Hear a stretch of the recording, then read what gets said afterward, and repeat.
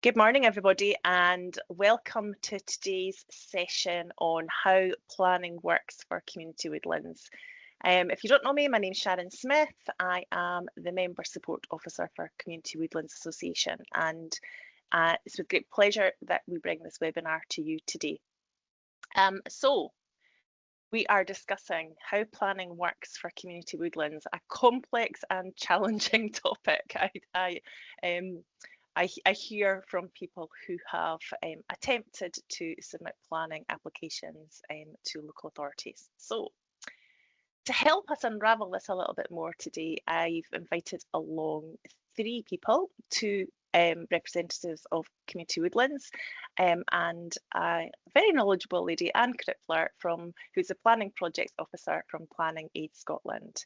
Anne has lots of experience, not only with Planning Aid Scotland, but she has previously worked in local authorities, so she knows this information inside out. And we're joined by, as I said, our two member group reps today. We've got Murray Ferguson from Kilduffel Community Woods in Inverness. He's not only the chair of Kilduffel, but he's recently retired from his role at Cairngorms National Park Authority, where he had oversight of planning, community development, sustainable tourism and visitor management. So he has a lot of intelligence and insight, that intel of planning from that perspective. And we're also joined by Ali Graham, who's project manager at Beach Brae in Blackridge, West Lothian.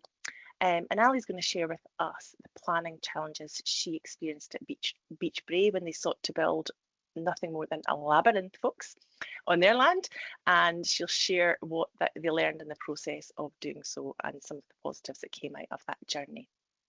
So this is a session I've particularly been looking forward to because it's something I'm asked about all the time. So I'm looking forward to learning myself more.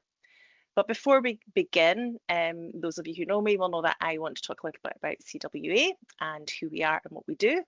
So very briefly, we help connect communities to their woodlands. We currently have 177 members, most of whom are community groups owning or managing woodland in Scotland. And there are many benefits to being a member of Community Woodlands Association. So firstly, we advocate in the political arena on behalf of our members, responding to consultations when they're required.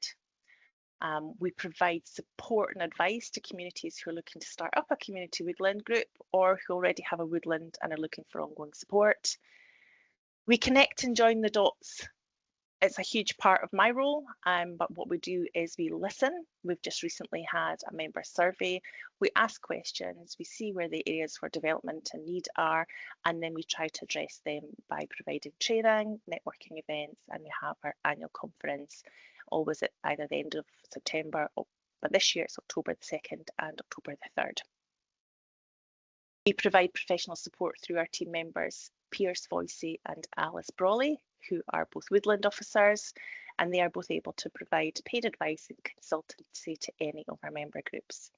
And we work in partnership with strategic partners across Scotland to make it easier for our communities to be actively involved in woodland management. A recent success has been the development of the cooperation grant, which has come through work done by one of our trustees at CWA. So if you're not a member, then why not become a member? And those people we do speak with and from our surveys tell us it's great value for money and something to be part of. So if you're not a member, then please sign up via the QR code here, and I will put the link in the chat for you as we go through the session. Without any further ado, then I'm going to pass over to Anne, who is going to take control of the slides and tell us all about planning. Thank you, Anne. No worries. Hello, everyone. My name is Anne Crippler, and I'm a Planning and Projects Officer at Planning Aid Scotland, and I'm also a chartered member of the RTPI. And I'll explain things about planning, and I'll try and relate them back to community woodland. So I'll introduce who we are, what planning is, things about permitted development and changing the use of a site or building, how planning applications are assessed, and the general process. So planning in Scotland have been around for over 30 years now, and we help people across Scotland understand and engage with the planning system. We provide advice, training, community engagement, and we are a volunteer-led organization. So we do training like I'm doing today, and we also have a free advice service. So if you have any more specific questions in relation to your community woodland, I highly recommend that you go on our website, fill out the online form, and what happens is that you get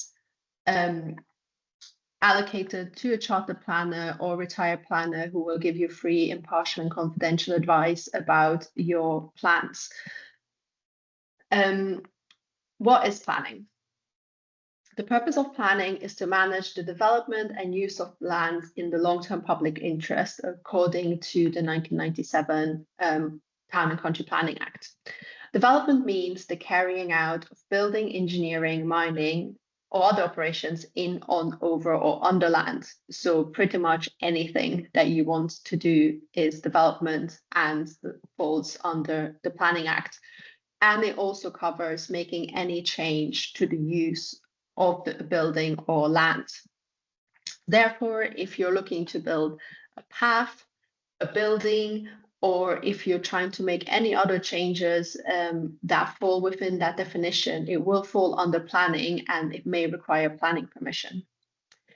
Also, a note on building warrants. There is a difference between needing a planning application and a building warrant. You either need one or the other, or you may need both. Building warrants, the way I like to think about it, is more about the structural safety of a building, whereas planning considers the impact of the development within a wider range rather than the actual structural safety. They fall under different regulations, and I'm a planner, so I cannot give building advice. What is permitted development? So as we've seen from the definition, pretty much anything is development, so would need planning permission. However, to reduce the need to apply for anything and everything, there is something called the permitted development order. So the order creates exemptions to specific types of development. In the case of community woodland, the non-domestic guidance becomes very important, and it sets out a range of criteria under which you may not need to apply for development. However, I will not be going into many details of what would or would not be considered permitted development in your case, because there's very strict criteria, and I always say you have to go back to the guidance and make sure that those criteria apply. And the guidance is 77 pages long, so we would not have time today to go through those 77 pages.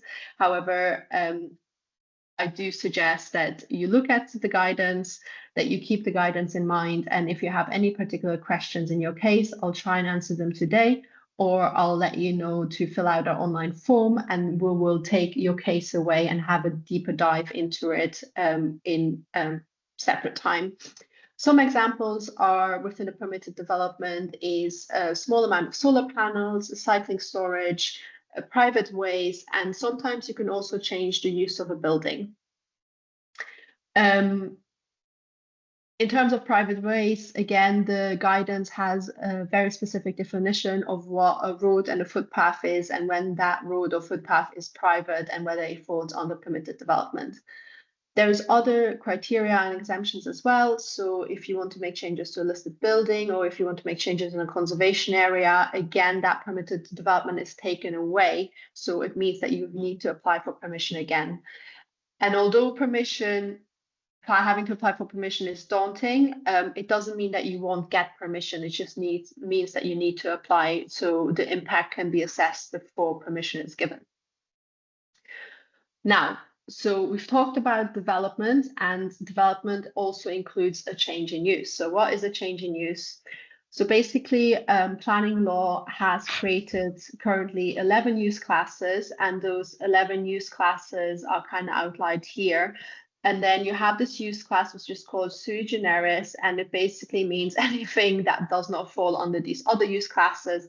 So agricultural and forestry buildings and land usually falls under sui generis. And sometimes within these use classes, you can change. So you could, for example, change a restaurant and a cafe back into a shop without needing to apply for permission. And again, that's set out within the permitted development order. And interestingly, you can change agricultural and forestry buildings to flexible commercial use. However, again, I would highly recommend you go back to the guidance and make sure what is flexible commercial use and what changes can I make to a building we already have before going ahead. I recommend the Litchfield's document PDF. It highlights all the use classes, explains the use classes that are within, and it also tells you whether there is any permitted change.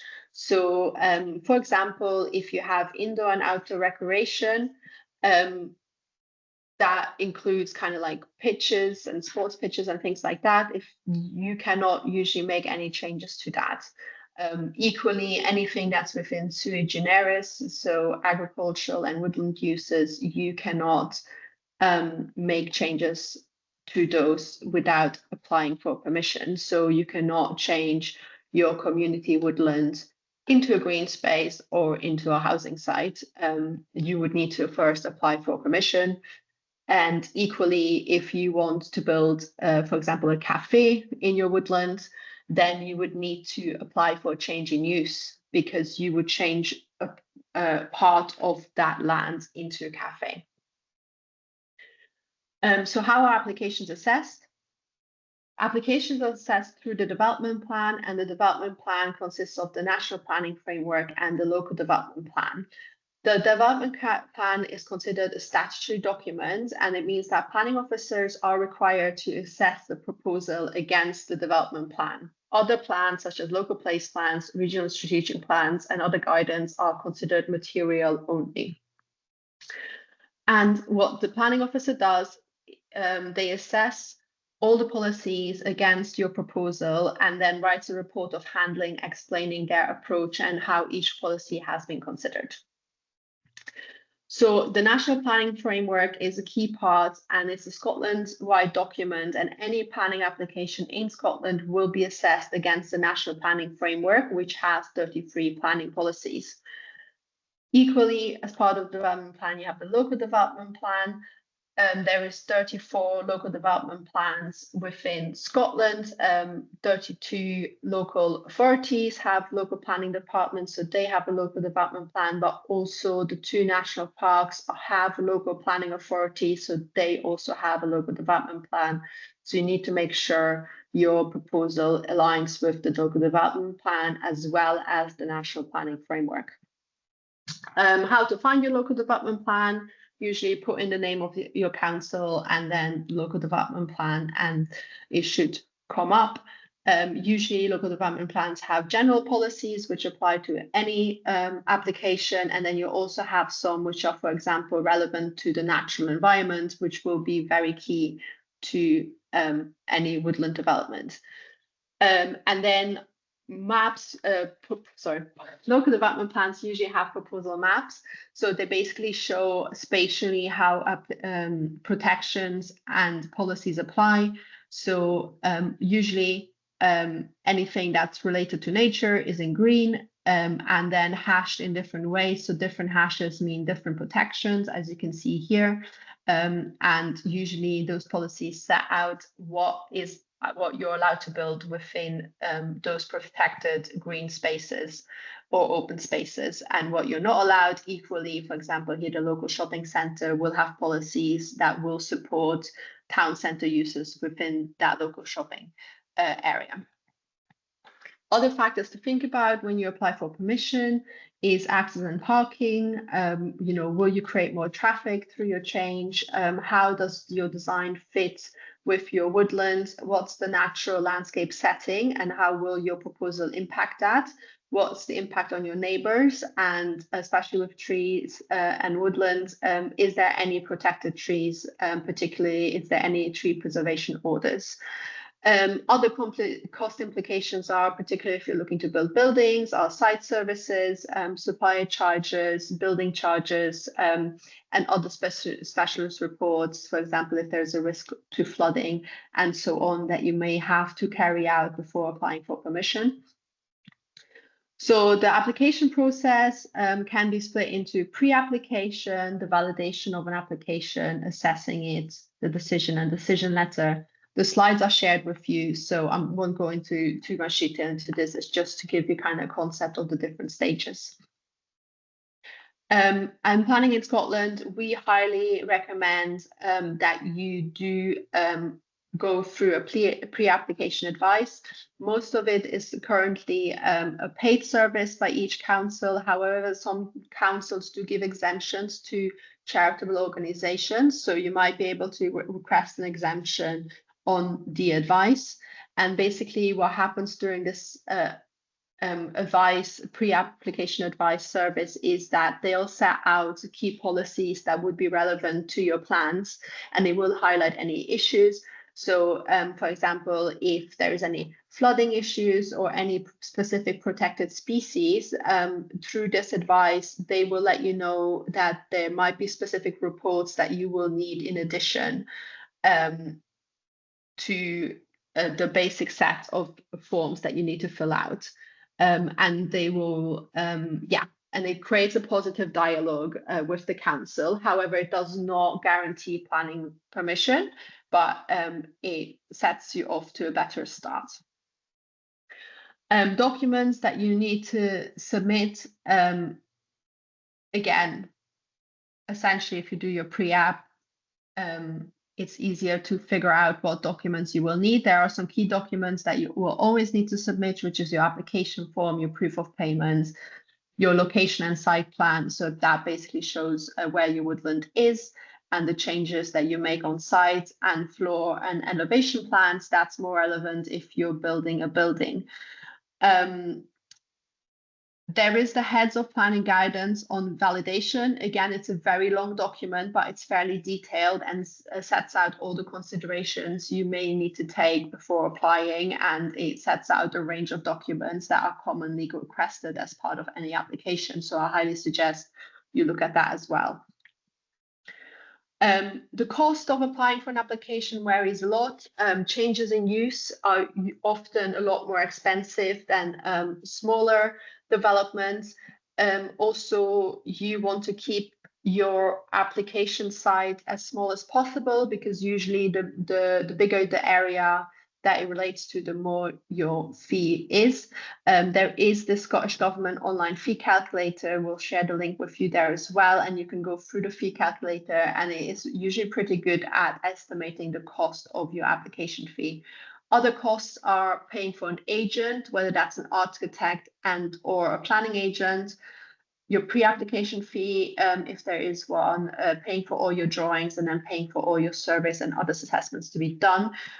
So the cost does rack up significantly. Timescales, I always suggest to think about at least a 6-month process to get all your drawings and assessments done. Again, if you have little funding, it may take you a lot longer, as you need to consistently get more money in to get more of the service done. I would suggest about a 2-month pre-application discussion time. And then if you have your pre-app and you've prepared all your documents as required, in an ideal scenario, within 4 months, you should have your planning decision. However, if there's any issues that come up, that time can like double and triple very quickly. And then also other costs that are usually after you submitted your planning application, you may need a building warrant, and then maybe fire legislation and other licensing you need to think about to apply before you can actually start your development. All applications are submitted on this development.scot website. This is the link here. And essentially you need to create an account, you upload all your documents, and based on the address of your woodland, it will be sent to the correct planning authority. Neighbourhood notifications. Any neighbour who's living within 20 meters of the application boundary should be notified. That's these days done pretty automatically, and anyone can comment on an application, and normally you would have 21 days to comment on an application. Importantly, there is one representation per household. So if there is a household with, for example, traditionally a husband and wife, the husband and the wife, if they submit two separate comments, those will be counted as one comment, as it's one household if they live together. So very importantly, we also always suggest informing your community as soon as possible. So even way before you try and apply for permission, that opens up dialogue and can clarify misconceptions. You can explain the process, and key is to create a sense of certainty. Usually people don't like change, and it's all about making sure that sense of certainty is created of like, why are we building this? How long is it going to take? What will it look like in the end? What are we trying to achieve? Through this process, it's sometimes very hard to not take things personally, and the most challenging thing is, I think, to try and remain calm and factual. But the earlier you start this dialogue, I think usually the more successful you are. Often when I talk to people who aren't too happy about what the neighbor is doing, my first question is, have you talked to the neighbor? And the answer is usually no. And I'm like, well, maybe let's talk to the neighbor first before escalating things. So very importantly, always try and talk to your community before you're embarking on applying for permission. Next steps, so an email will follow with the presentation, and then as I mentioned, we have a free advice service and our information sheets. Our information sheet is going to vary a lot of detail on the planning process, so definitely have a look. And then the Scottish Government also has their development management circular, although that's a lot more technical. But if you want to get into the nitty-gritty of things, feel free to do that. And yeah, thank you very much. And I think we'll answer questions at the end of everyone's presentations. Thank you very much, Anne. Yes, if you don't mind, everyone, if we leave the questions to the end so we don't end up down a rabbit hole of a specific context, and then we can explore a little bit more at the end. Jack, I'm not sure what's happened to your slides. Everyone else seems to be seeing them move on. It might be better maybe to drop out and come back in again. We do have somebody who's trying to get in the lobby and it's not working, so I'm hoping that's not going to cause a bit of a problem. And that was really, really helpful. What I do have from Anne is a list of resources that I'll send out next week, early next week, when we have the recording, so you can play it back and access all of those links as well. Murray, would you like to take control of the slides?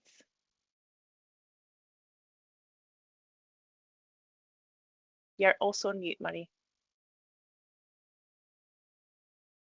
Okay, I think I've got control of the slides. There you go. Okay, well, good morning, everyone. And can I just say wow to Anne, because I think that was a fantastic overview of, in 10 minutes, of an incredibly complex process. And I'm sure there'll be questions because the interaction between planning and community woods management is quite interesting in terms of what it covers and what it doesn't, as you'll see. But that was a superb summary, really extremely good. So I'm speaking from Caldusthel Woods Group in Inverness, and I'm basically going to tell you in a few minutes about our story, about how the planning process was used to help us with our path improvement project, what we learned, some things about what to do and what not to do, and some pointers for community wood groups considering projects that might need planning permission. So first of all, some context. We've got 3 community woods in Inverness, and our one is the one to the south there, Caldusthel Woods, and we've also got Dunane Woods and Altnaskiach Dell. Sharon has been facilitating some fantastic work recently, bringing us plus the woods within about half an hour of Inverness together in a cluster. So we're all now working together much, much better than we were 3 or 4 years ago in terms of sharing information, sharing tools, sharing tips about fundraising, etc., and organising a Kaylee at the moment, which is coming up. So that's all, and that's really good from a planning point of view as well, because we've been able to share some tips there too. Our particular community wood is the green bit in the middle of the slide there, 6.5 hectares of woods. I think the important points to note are that, well, there's a lot of development happening, particularly on the edges of Inverness at the moment. You know, really quite significant expansion. I mean, I've lived here for 20 years, and in some ways, parts of the surroundings of Inverness are unrecognisable to what they were 20 years ago. So considerable amount of new house building, and therefore pressure on the green spaces for dog walking and walking in particular. The other point to note is the woodland immediately to the left there is very close, but is privately owned and is fully publicly accessible, but it provides an interesting context for what you can do and what you can't do when you own a wood. The other point to note is that school, I don't think you can see my pointer there, but Inverness Royal Academy, that's the biggest school in the Highlands. There's about 1,400 pupils there right across the road from the community wood. And obviously we get a lot of young people visiting, which is great. Murray, we can see your pointer. You can? So we can, but we can also see it when you're moving about on the screen. I'll try not and use it. Thank you. Thank you. The woods themselves are mature woods dominated by beech. There's actually quite a good range of species, but one of the features of the wood is that there's not an awful light comes into the wood, so we've got quite a significant restructuring job to do to try and gradually remove beech to let more light in and let a wider range of species. But they really are fantastic woods. They're very well used, particularly because the school being nearby and because so many residential areas nearby. You can see there the typical form of the trees because of the way the wood's grown up. So when we did our, we took on ownership of the land just in 2022. And when we did all the pre-consultation work about land ownership and the early stages of our management plan, one of the issues that came up was about paths. And of course, you can look at the issues as either problems or opportunities. And the particular issue we had was we had a main drive into the woods, which is the drive to an old historic house and what was for a while a hospital. So it's a tarmac surface, but it had become severely neglected. The walls alongside it had broken down and debris was falling down onto this main drive. So that can't obviously be used for traffic anymore, but it had a really good surface in points, but a lot of our material was slumping down onto the surface, and it was really difficult to keep it clear, and it was particularly difficult to use with buggies and small wheels. So that was an issue. And then at the other end of the path project, we had a pond, which again was put in probably when housing development was put in the 80s and 90s as a kind of early stage SUDS ponds, Sustainable Urban Drainage Scheme. And there was a desire line round about it, but it's really just a trampled line and not actually a very accessible path. So one of the things we said we wanted to do was to improve access and make that easier.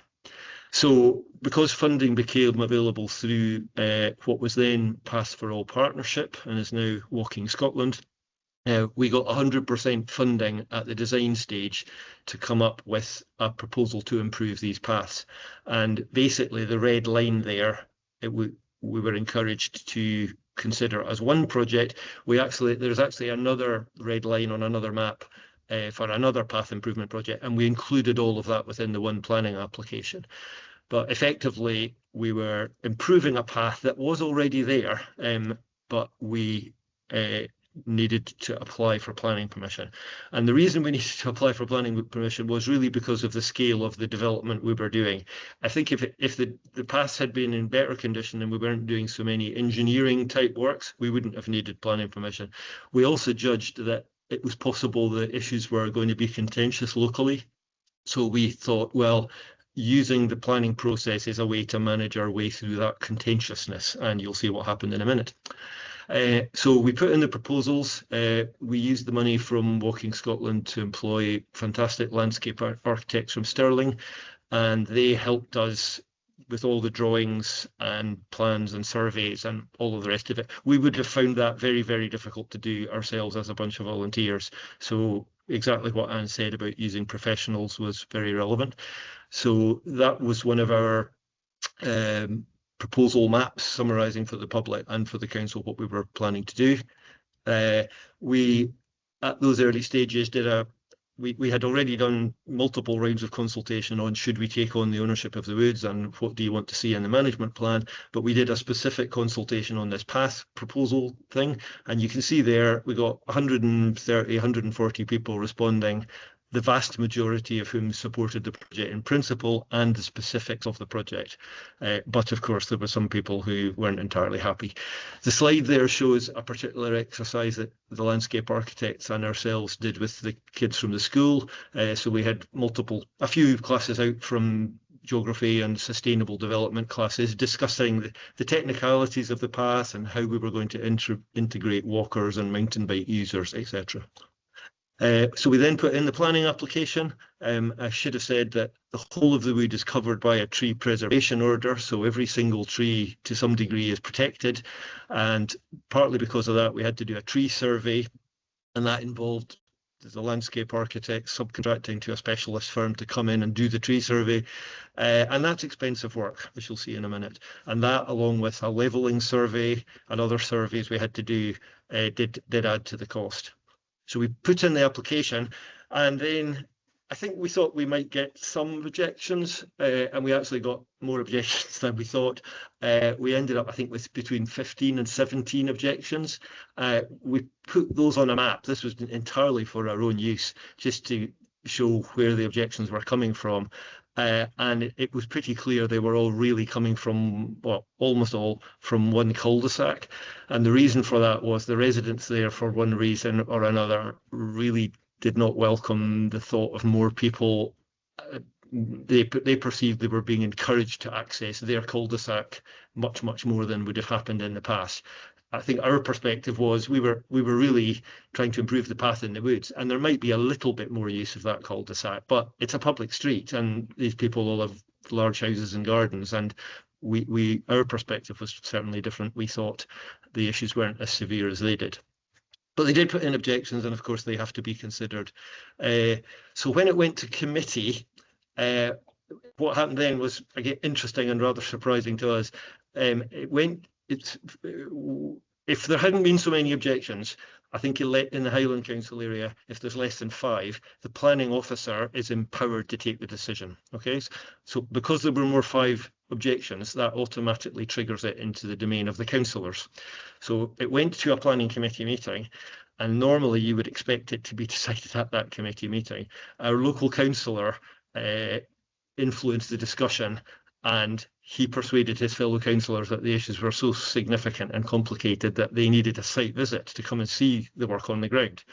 So that was added a couple of more months on to the timeline, and then the full council committee came to see our path project.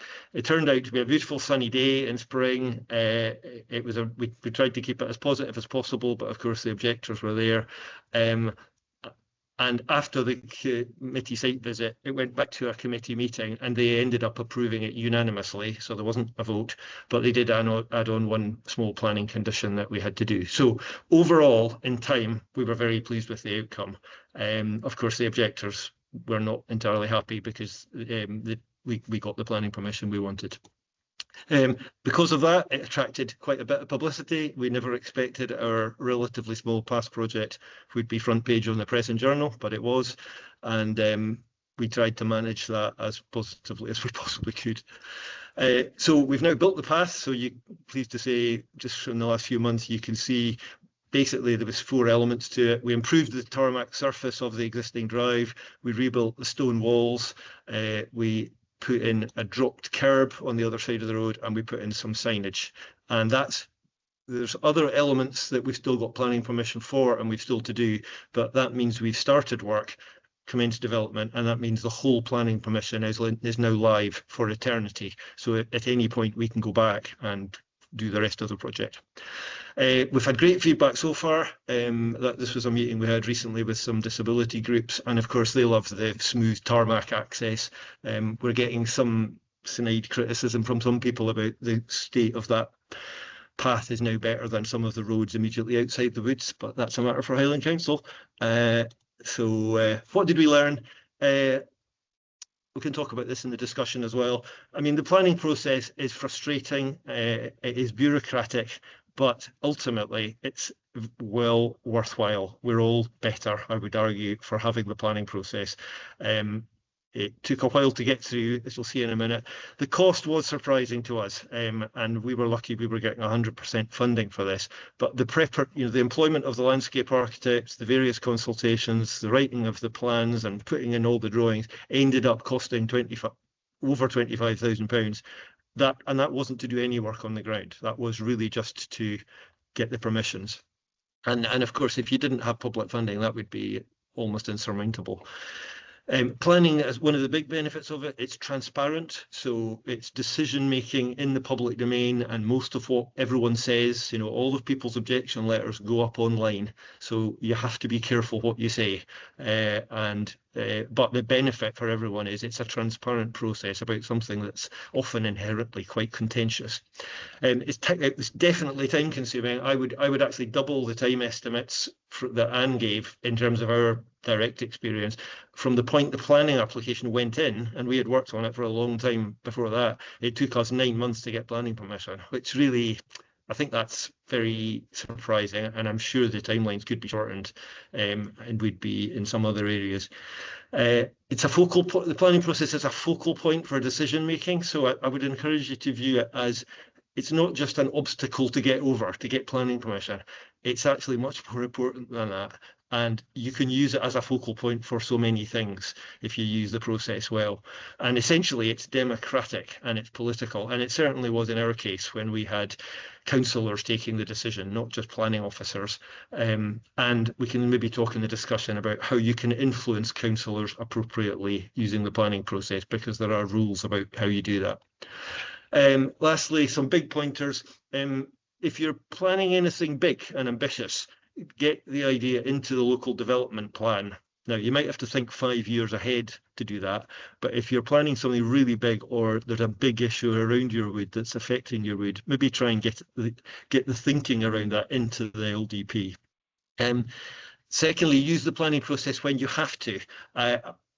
Obviously, we've all should follow the rules, but there is a degree of decision making about what to do when. And I would imagine if we were in community wood in a very rural area, given the scale of works we were doing, it's possible we might just have gone ahead and done the work and waited to see if anyone complained about it, and then there would maybe be enforcement action if appropriate.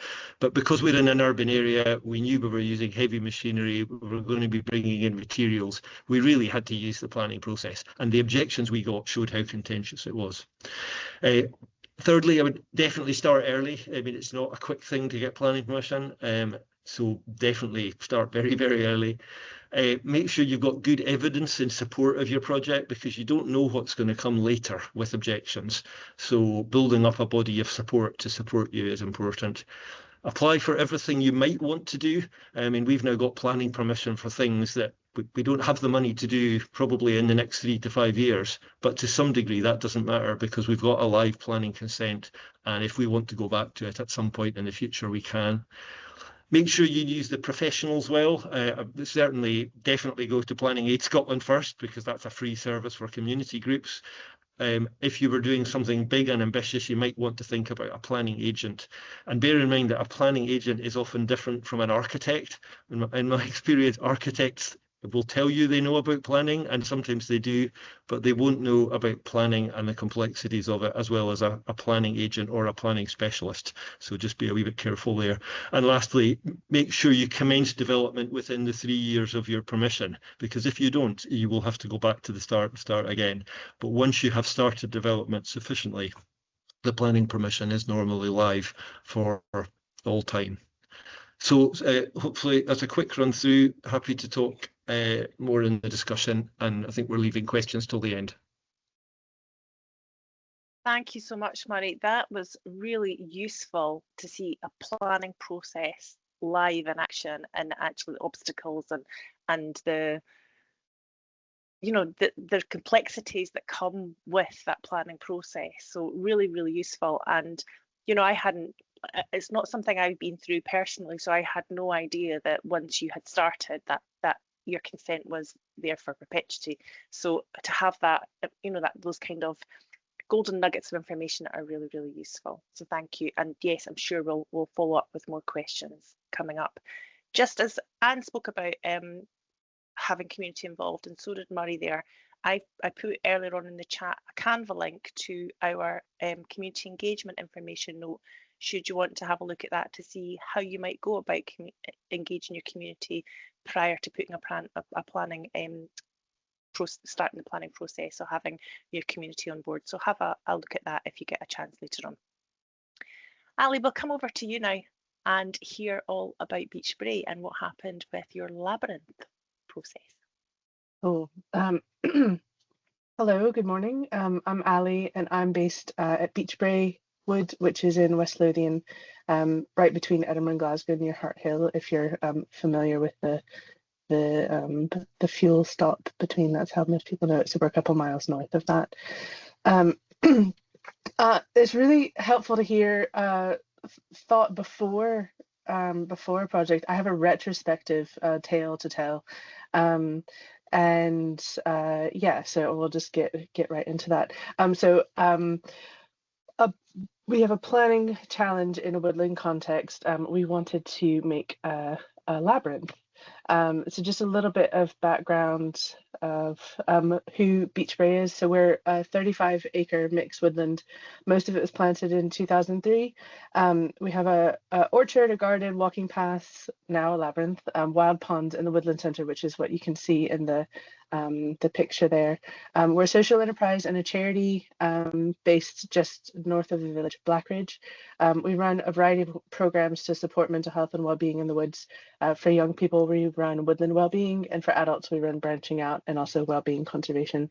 And the woodland centre that you can see there, we hire it out for others to run their own events, yoga retreats, counselling, development days like that. So that's a bit of income for us, which is fantastic. So about the labyrinth, in 2019 we wanted to create a labyrinth, and we reached out to a labyrinth geomancer, Graham Gardner, and he came out and we looked at the space to see if there was a suitable place. We have a lot of ash trees. About 20% of our wood is ash trees, so dieback has had a significant impact on our woods, and they were planted in groups of about 20 or 30 trees, and so when they go, there's a big open space that is available, and we have quite a lot of those throughout the woods. So we went to look specifically at those spaces where the trees were dying. And we looked at a few, didn't feel like a good fit. And then there was one that we went to, and it just really felt like the space winked at us, like, yes, this is, I think Graham actually said a labyrinth wants to be here. And so from that, we took some rough measurements of where those trees were. So the trees were up at that stage, measured it, and he went away to draw a rough sketch of a labyrinth that could fit in that space. And that in 2019, we got funding to remove the dead ash trees and then basically pulled up the roots and created a stumpery from that. Then in 2021, we got funding to create the labyrinth, which basically was getting a digger in to make the earth flat. We put down a geotextile membrane on top of that, and then type 1 on top of that, probably about 3 inches. And we ran a 2-day labyrinth building workshop with Graham. We got funding for this, so it was free for people to attend. And basically over the 2 days, we together created the labyrinth. And what that looked like was scraping back the type 1 with, like, we dug it out with trowels, cut the geotextile membrane so that when we planted plants down into that, it would get to the earth, but everything else in theory is weed free. In theory. we created it. There's some links to there's an article that Graham's got on his website. There's a video of the labyrinth coming to life, and then BBC Radio Scotland Out of Doors came out on the second day and interviewed people involved in the process. It's nice to listen back to these things after. So later, what you can see there, that was the night that we finished it. We then planted in those distinct, that's wood chip area, we planted different bulbs and herbs and things like that. So that's the background of what we did. Then we got a planner. So that was all, well, I guess that's the practical thing. This is the paperwork thing. We emailed the planners in July to check if a path upgrade needing planning, and it didn't. Once we'd laid the type 1, but before we created the labyrinth, we got an email from planning enforcement.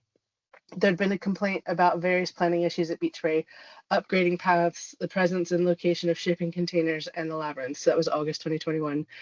The paths and the shipping containers had planning permission already. The labyrinth didn't. We weren't aware that it needed planning permission. So we invited planning enforcement to come visit the hardcore pre-labyrinth site. And at that stage, they commented, "This is just landscaping." And I said, "Yes, I agree." They gave us guidance for general future plans and planning applications, but at that stage, they didn't ask us to put in a planning permission for the labyrinth. So then we dug the channels out in October and created the labyrinth. Then in January, they got back in touch. It seemed that the complaints had risen higher and higher and had continued. It was just one complaint from one person.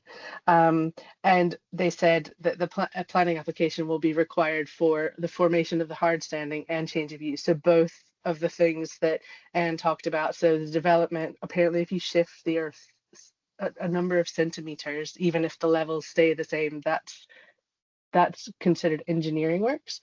And change of use from forestry, because a labyrinth is not part of forestry activities. So we applied for a creation of a living labyrinth in retrospect. It cost £481 for the application, which is quite high in my experience for planning applications, but because it's not residential, and the blue line and the red lines, it actually costs a lot more than we were expecting. And then we had some fees for drawings and maps that were accurate and professional and to scale. In April, we were granted change of use for the land of formation of a ground level labyrinth in retrospect. If I'm honest, the retrospect feels like a cone of shame, because we do really try to follow the rules, but in this case, we were wrong. So what did we do well? We checked with planning before upgrading the paths. We generally have a good relationship with planning. It's something that's been developed over the years, and it's similar to what Murray has said. Like, I guess we can see preemptive problems, and so it's just good to make sure that we're on the right side of things. So we did check in with them before. We already had planning on site for various buildings, sheds, polytunnels. This wasn't something that we were aware of, but thankfully our architect for other things had said, no, like they all need to be on there. Like, what size is your polytunnel? How big is your orchard fence? All of these types of things that I wouldn't have thought. Now I know, but in the beginning, it's not something that we were aware of. We invited planners to come and have a look. We treat planners like humans and with kindness. I don't think they get that a lot. So it's, yeah, I guess it's good to treat all people like humans and with kindness. And we follow planning guidance. What did we learn from it? We learned that putting type 1 in a woodland setting is considered a hard standing and requires planning permission. We learned that a labyrinth is not a woodland activity and requires a change of use in planning terms. And it also costs a lot more money to put in a planning application on a woodland site than it does for a house or a dwelling. Or the Woodland Centre obviously had to have planning, and if we'd included this when we did the Woodland Centre application, it all would have been fine. what would we have done differently? So we could have specifically checked with the planning department about the labyrinth at the beginning stages of the idea. I think if we had had that in writing, it maybe would have been a slightly different outcome. They may have said, yes, you need planning. They may have done a pre-planning consultation. We just really didn't think that it needed planning permission, so we didn't do the things that we would normally do for planning. So we didn't contact Planning Aid Scotland. They're fantastic. We've used them for lots and lots of different things, but we just genuinely didn't think that this needed planning. And I'd said we could have included the labyrinth on previous planning applications, and then this wouldn't be a thing.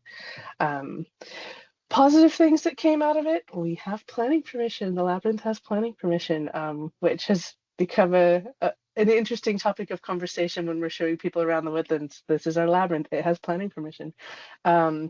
We're here able to share our experience to hopefully help you avoid a few planning challenges. And I do think it nurtured and strengthened our relationship with the planning department, because we did make a mistake, and we did what we needed to do to rectify that.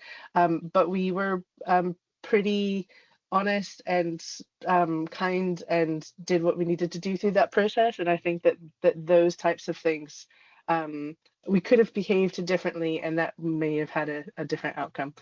And conclusions and takeaways: relationships with planners matter.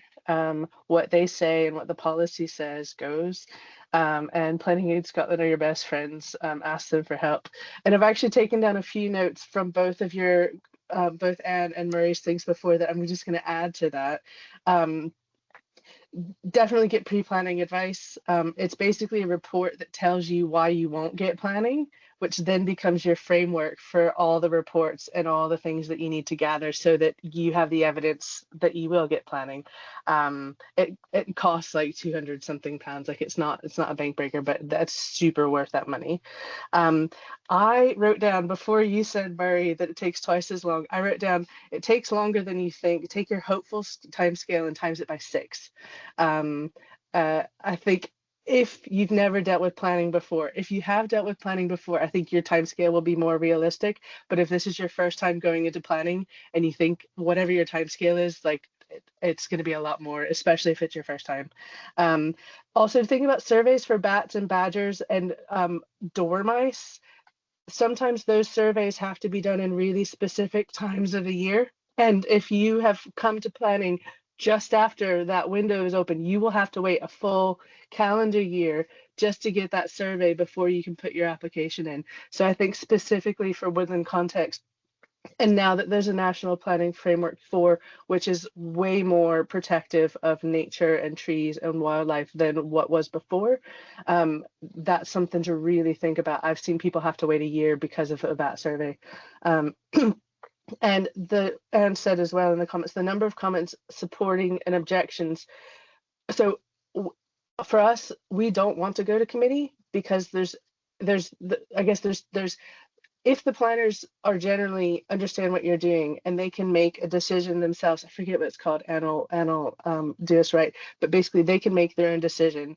And generally for us, that's a good thing, especially if they're leaning towards supporting your project and making the right noises. If it has to go to committee, what Murray described, it can grow arms and legs, and anybody that's objected gets a chance to have 5 minutes to say at the committee.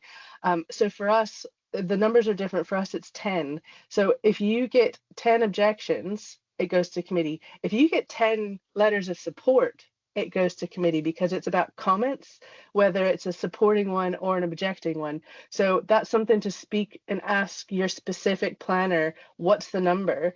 Because we specifically don't go to get lots of letters of support, because we don't want it to go to committee. We want it to be a decision that's made by the planners themselves. So that's some unsolicited thoughts from listening to both of the presentations. And yeah, that's us. So thank you for listening.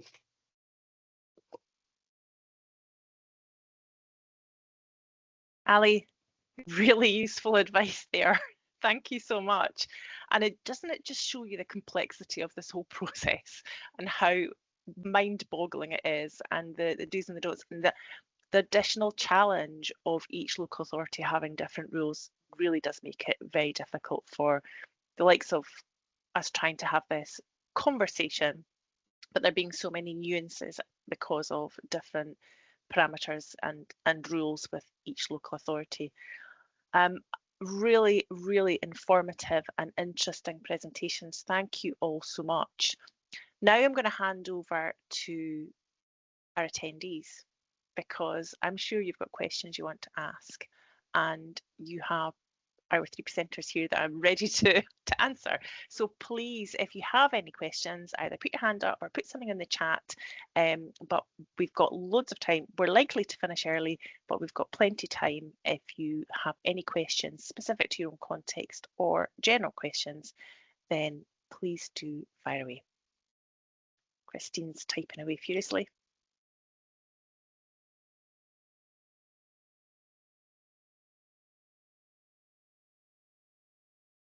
So Christine, you'll need to build an access road for extracting timber. Any planning advice? Yeah, so as I mentioned, the non-domestic guidance, I would go and look at that guidance. It does have some rules where you can build a road for private use only. So I think you would have to look at whether that would fall under that. If it does, you might not be planning. But as Ali's mentioned, if you have to do a specific amount of digging and stuff to build that road first, it is likely to fall under planning. So you would need to ask for permission first. So you, at the minimum, would need to have a drawing that kind of shows how much earth you would be moving, what the material is that you're going to be using to build that road, and essentially, where the road starts and where it will finish. And if it's a temporary access, then also define of like how road that will be in existence or whether that will be a new permanent road. Any follow-up questions, Christine? Murray, do you want to come in there? Yeah, just briefly, the issues about paths and tracks are really complicated, and I think there probably are of interest to people in the community woods world, because most of our woods to some degree will have paths or tracks, and you'll need to keep me right on this if I say anything technically wrong, but if you're maintaining an existing path, there is provision in all the legislation and guidance for you to do that without seeking planning permission. But the issues do become a bit grey and muddy when you start importing materials and doing engineering works associated with a path that you might think are just maintenance, but from a planner's perspective are starting to affect water courses. The width of the path is starting to vary, and that's when, if neighbours see diggers on site and they check and you haven't got planning permission, you might get complaints, and then you might have the enforcement team, which is why Ali's experience is so valuable. From my past experience with Cairngorms National Park, there was a lot of issues to do with upland tracks and estates maintaining tracks. Like they've said they were doing maintenance work, but in actual fact, what they were doing was often taking something that was maybe just a historic desire line, and diggers were on site, and before you knew it, you had a bulldozed Land Rover track across a moor that had never really been there. And over time, the government did tighten up on that, because obviously it was very contentious in upland areas. So it is quite complicated, the issues to do with maintenance of paths and tracks, and I certainly speak to Planning Scotland and take advice. If you're doing general maintenance within the boundary of a path, I would try and get away without seeking planning permission, because that's just not what the process is intended for. But certainly if you're expanding a path network or doing significant work to a path, on occasion, you certainly in designated sites like sites of special scientific interest or whatnot, you might be encouraged to go down the planning process route, and that will be expensive and time consuming. I'm aware we've got Anne's hand up and James's hand. I'm assuming these are separate questions, so I'm going to just jump to Anne to maybe piggyback onto to Murray's comments there, and then I'll come to you, Ange.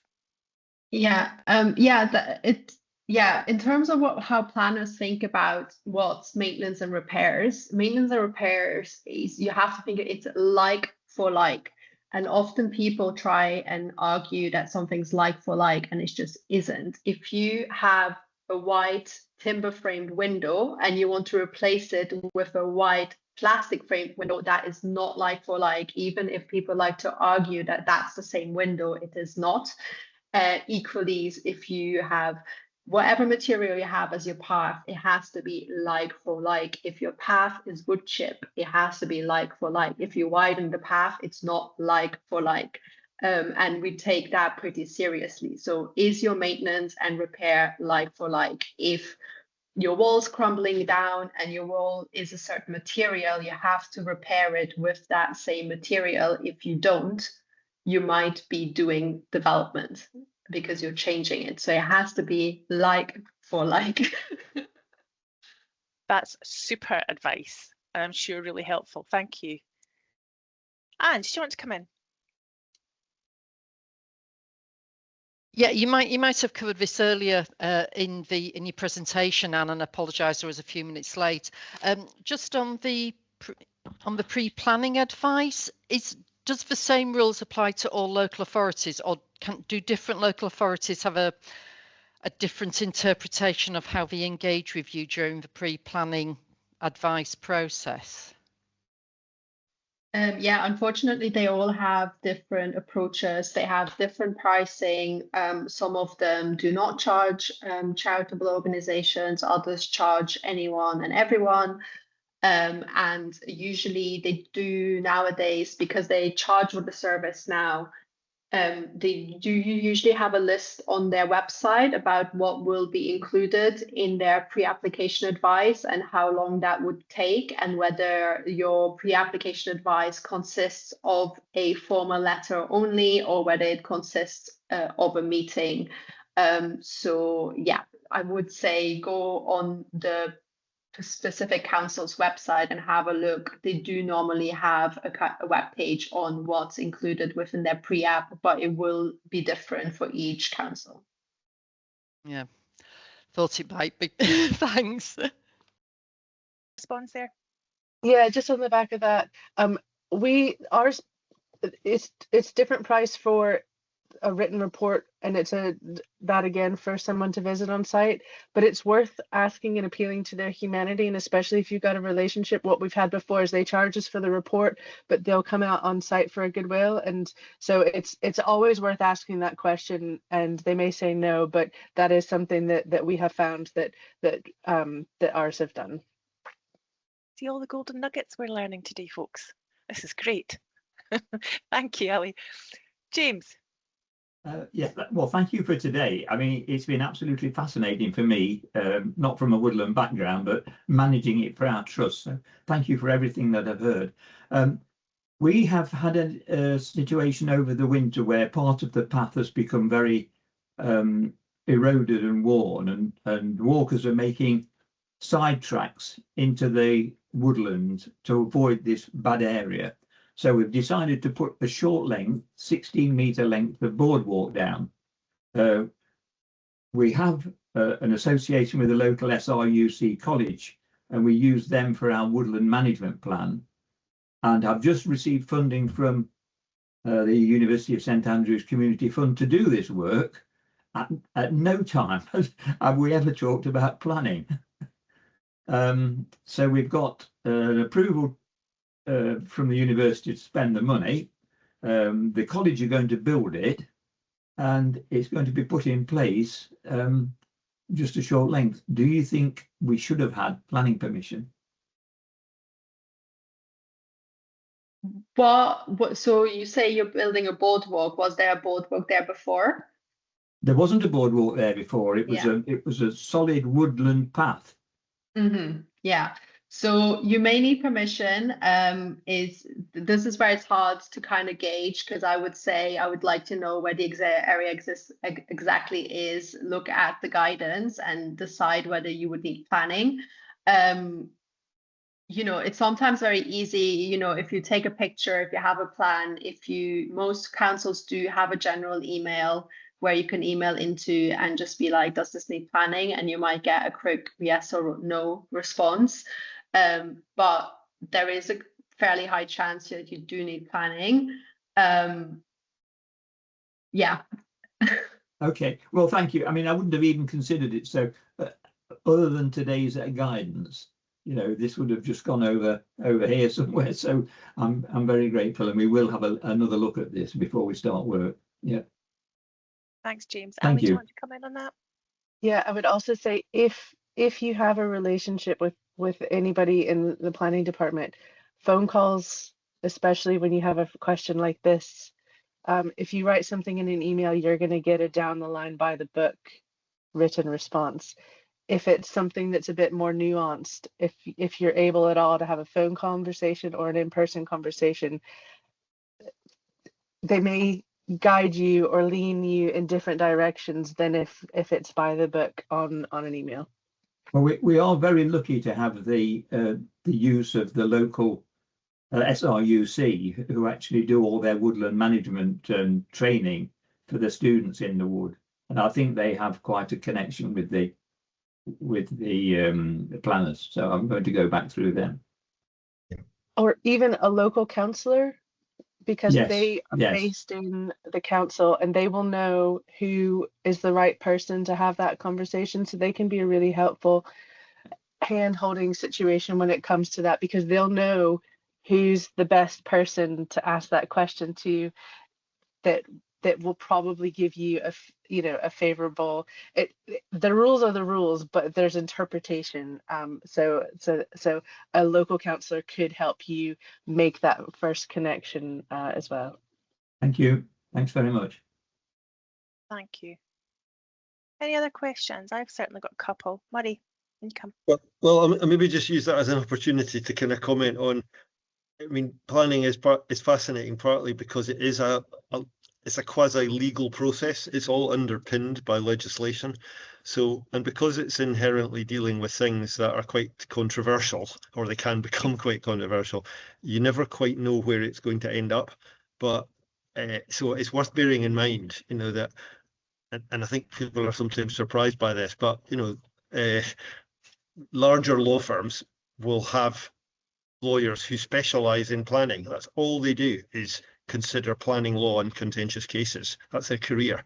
And, you know, cases can end up going to courts, which you have to spend very significant sums of money over. Now, hopefully that will never happen in the community woods world, but when there's millions of pounds at stake from a particular developer, that's kind of what happens. And the courts will end up going back to the rules and arguing over these very subtle points about interpretation of the rules and case law, etc. So this is why there are planning agents in the world and there are planning lawyers. It's because of this subtlety. I think the pointers that Ali and Anne have already given are absolutely first class. Have conversations rather than write things down in email, and get people who you can have a chat to informally about things first. And if you've got a site where it's not an SSSI, it's not protected, it's in a rural area, and you don't think anybody is likely to complain, you've probably got a fair degree of latitude to perhaps have a liberal interpretation of the rules, and you'll probably be fine. No one will complain, and it'll be fine without planning permission. But if you have one member of the public who has a little bit of an axe to grind and want to use the rules to get you, that's a risk, and you might end up getting caught out at a later stage. So that's just the way the system works, I'm afraid. I mean, my personal thoughts on Ali's experience with the council, having told the story there, I think that's a very harsh judgment, Ali, that you were encouraged to go through the planning process after doing all the patient and diligent work you had done. And a different council, I think, would have said, okay, we hear the person's complaint, but we're going to say that doesn't require planning permission.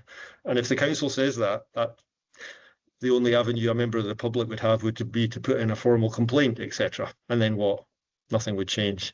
So my view of that is you were judged harshly by your council, but you've come out of it well, so well done. The other related points to that are the issue of councillors and councillors' involvement in the planning process is quite complicated and sensitive. So as far as possible, councils do try and delegate the work to the professional planners, and that's who you should deal with, but foremost. Councillors have to be very careful, especially if they're on a planning committee, about what they say to you and what they say in public. And if they say in public or even to you that they support what you're doing, they are then not able to participate in a subsequent planning decision-making process.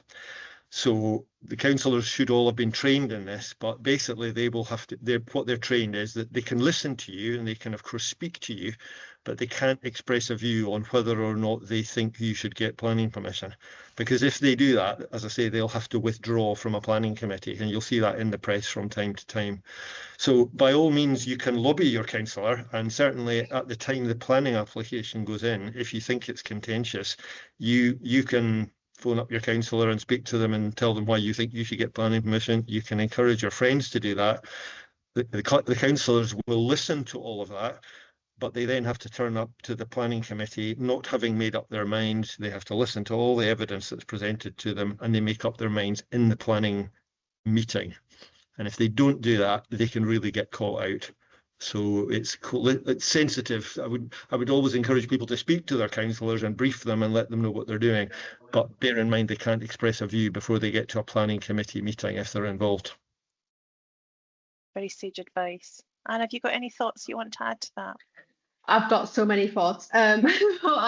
Just seeing Jack's question as well in the chat. Yes, Jack, you're likely to need permission because if you're digging, you're engineering. So, and if you create a new pond, you'll be changing the water courses. So a planner would likely would want to have a look at the impact that may cause. Yeah. There's pros and cons. There's people who've used councillors and committees to, get permission. Equally, as has been mentioned, you also run the risk that the arguments of the objections sway a councillor to vote against your plans. Both sides at a committee get the chance to speak. Usually that speech is time limited. So, for example, in Edinburgh, when there's a lot more applications, because there's more people living there, more planning applications that go through committee, you only get 3 minutes. In other local authorities, you might get 5 to 10 minutes to talk for or against the development. So it's very key to get your point across about why you think that development is important and the benefits that it would bring you if your application ever goes to committee. So, I think it's normally fairly easy to make an argument for a path that would be used by more people in terms of, community access, active travel, health and well-being. But yes, really think about those positives, impacts your development would have, and you really have to prepare. And if you're a trust and if you have multiple people, really select a person who's really good at presenting and being clear, especially if you only have 3 minutes to make your case. You really have to be on point because that's your 3 minutes where you have to convince multiple elected members to vote for your development. And equally, I think, it always happens, and it happens to the best planners out there. Sometimes you judge that something doesn't need planning, and because it's such a grey area, one planner might be like, this doesn't need planning, and another planner might be like, this does need planning. So do not feel any shame if you have to put in a retrospective application. It happens to all of us. That's why there is planning enforcement, and that's why a planning enforcement officer will also usually tell you whether there is, sometimes someone builds something and it's actually so out of context that you might not even be given the opportunity to apply for permission. But in most cases, a planning enforcement officer would be like, this has been built, you should just apply for permission, or the impact will be assessed. And if the impact is minimal, or if there's any planning conditions that could minimize the impact of whatever you've already built, then you will get retrospectively planning permission, and it's all good, and it happens. So, these mistakes are made. Thanks for that reassurance, Anne. Ali? I just had one more thing on Jack's pond. you'll need to have neat surveys and all sorts of surveys. And even if you're, I've tried to do my own surveys. I'm allowed to do the tree one because I have that qualification, but there's a specific list of people that the council will only accept surveys from. They have to have these fancy stamps that they've done. So that we got caught up with that with other stuff. So just to give you a heads up, and also that needs to be done in the spring when there's all sorts of complications around, like, so that will probably need to, the survey will probably need to happen next spring, and then you have to do a pre-site survey, so there has to be somebody there to see if there's needs on the day that you're doing the work. It's messy, but just thought I'd give you that a heads up now so that you can be thinking about that and I guess start to have those conversations. Thank you, Ali. And yeah, Jack, I can see why you might be panicking now. On the back of what you were saying about councillors, and also on the back of, you know, the looking at times of year to do surveys, I've got a couple of questions. So Anne, I mentioned to you, somebody had said to me that if you did your application through the community council, that it could be cheaper. Can you expand on that a little bit? Yeah, so some local authorities local authorities have the power to reduce the application fee. To be honest, most don't, because it costs a lot of money to review those applications, and actually an application fee never covers the cost of having a planning officer employed. But some do a reduction in fee, and a reduction in fee for either pre-application advice or full advice or full planning permission. Like Ali said, you need to ask. If you don't ask, you don't get. And like she said, it comes back to being human. So ask nicely, and it's always the way you ask. And so don't presume you would get a reduction, but ask in a very nice way.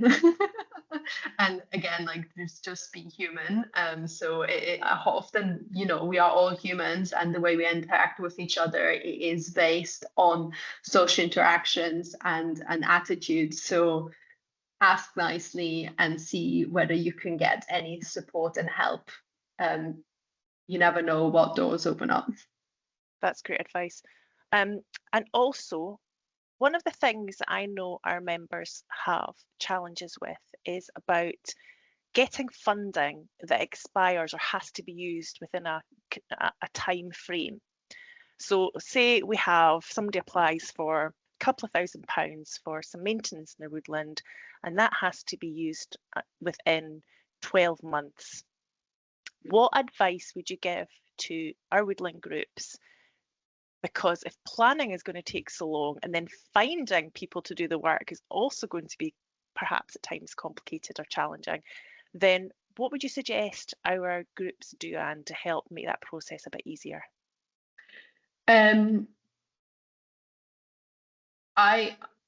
Yeah, it's very difficult. And I think essentially I would actually say try not, well, if you can, try and get funding that's not time limited, or try and get the funding, but, you know, with a condition that, you know, funding will only expire at this point. I would say try and get separate funding. And I know it's really, really hard to just get funding for a planning application. But if you split your funding up into like getting all the surveys done and then get separate funding just for the planning application. So if you, I know, in July get funding for your planning application, in August you submit your planning application, and you know that funding lasts for 12 months, you're already a lot more likely to be able to cover that application with that money.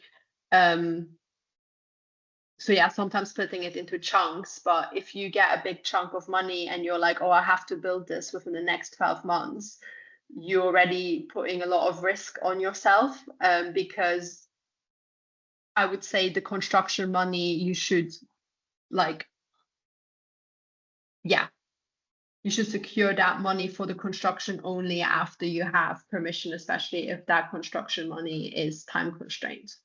But yeah, Murray may have things to add. Incoming.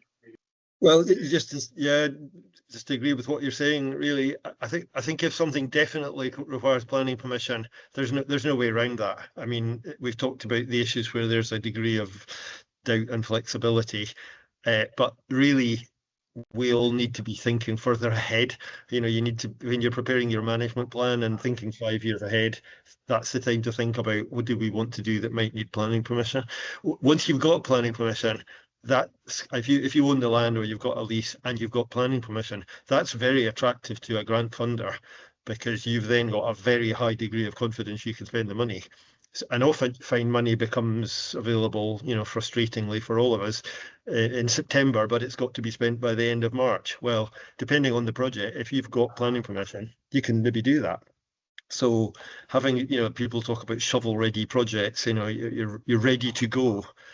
Making sure you've got your planning permission early is really important, and it's very stressful, exactly as you Dan described, for the planners, for the people promoting the projects. If people were, you know, sometimes they've got thousands, tens of thousands, hundreds of thousands of pounds of funding that they can't use because they've got planning issues. Well, sometimes there's just no way around it. You've got to sort the planning issues. I think what I learned from your presentation, Murray, is that you can apply for lots of planning of lots of different projects in one application, and then once you started one part of that, then the rest of it's live. So essentially then so you might be looking for funding to do the application part, and you secure that funding and you go through that process, but then thereafter you look for funding for the building or the maintenance or whatever it is you've got to do, because and your planning permission is. So that's been really helpful from my understanding. Well, just to say, in our case as well, what's been odd, the bit that I showed you where we've actually built, that wasn't actually the very contentious part of the project. So the contentious part of the project we were doing was the path around the ponds nearer to the cul-de-sac where everyone objected. So in actual fact, it's worked out quite well for us, because we hope then that we can start development. The planning permission is now live. If we get funding at some future point, we can build the rest of the path. Useful, thank you, Murray. Ali, and you come. Yeah, I just echoing, get planning first if you can. If you can't split it into phases, we did that, even though we didn't know we needed planning. But with the funding, we got funding for one bit and we did it, and then we got funding for another bit and then we did it. So like that's also an option. And if some funders do ask now, does this need planning? Does it require planning? And if you have it, then that almost green lights you straight to the end thing. So that's echoing what Murray said. If the time constraint happens with the funders and you don't have planning, or there's an issue, be honest with the funders and say to them, look, this is the situation, this is what we've had. And it depends, but most funders don't want to take the money back. It's a lot of work, and they often can't give it away to somebody else because of the time constraints. That's not always the case, but just always go to them, have honest conversations, and they might be able to extend it for 6 months or work with you to support to do that as well. Brilliant, thank you. And actually, just on that, you mentioned the local development plan. And obviously, we need our members to be really strategic and thinking way ahead, so that they can, if you've got ideas and ambitions and plans for your woodland that you want to have in place and be part of that local development plan, what is the process to get involved, and what should you be doing? And can you help with that? Yeah. So the local development plan has 2 key stages where you can get involved. So again, I would say go on your council's website and look at where they are in the local development process just now. There is the evidence reports stage, and like the word says, evidence, that's where the planning department is looking for evidence. So you as part of, as an individual or as part of an organization, could be like, oh, our evidence tells us that woodland is really important. In particular, we would like to highlight the importance of this woodland, and we think we need more paths, we need a community center, wherever you think is important, you put that into the evidence report, and usually there's either an online survey or sometimes there's also physical drop-in events where you can go and say or write down your opinion. And then the council basically takes this opinion, that opinion goes to that evidence goes to Scottish Government, and the Scottish Government decides whether that evidence is enough or not. When the Scottish Government says, yes, all the evidence that has been gathered is enough to then write a plan, then the planning authority writes a draft plan.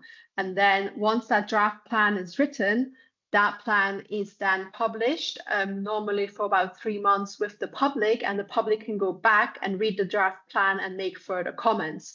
So you can then look at the draft plan and be like, hold on a second, when doing the evidence report, I said this woodland is really important and like paths should be supported, but now the local development plan doesn't mention anything about supporting paths within woodlands. I think the draft should be reviewed and make sure that you include X, Y, and Z. And sometimes local development plans look at specific areas for regeneration, for example. So if your woodland is close to an area of regeneration, you could also make a case that, you know, the woodland should be included or that the woodland should be protected throughout that regeneration process.